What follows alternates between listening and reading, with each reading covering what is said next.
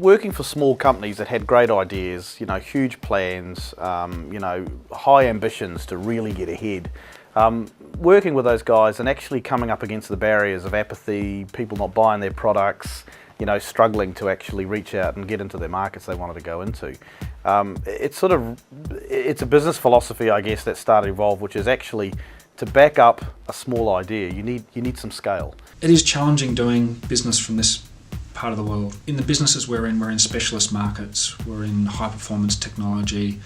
There's not a lot of value in us attending the big technology fairs in the United States or in Europe. I mean, you need to be smarter about how you market than that when you're coming from a small company and you're in specialist markets. And whether that's in a distributing channel or whether that be in the ability to quickly build something and get it in front of a market quickly, because business doesn't actually give you the time to have the luxury of years and years of developing this stuff.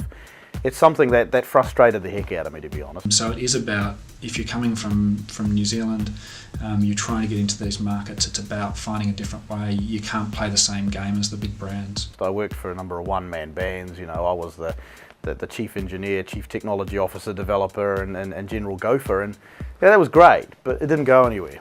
And that's probably where, from a business perspective, I gravitated towards saying, well, hang on a minute, I'm going to attach myself into organisations that bring scale, and then I'm actually going to try and do something with that. There's different social media that you can use in terms of your marketing, and there's different ways to connect with customers. There's different propositions you can put into the market that will enable you to act big, but always remember that you're small and be agile, and I think that's something that we do very well.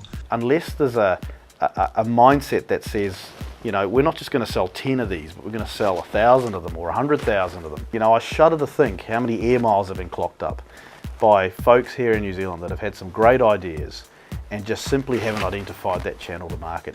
One of the challenges, though, is in the software sector is just you need a certain level of scale to get a channel to market and to get the attention of large customers, and that is a challenge. In New Zealand, because we're so small, we could partner a lot more and actually leverage our partnerships a lot more to get that out there. I mean, HP does a lot of partnering. I mean, historically, we've been a real channel to offshore markets.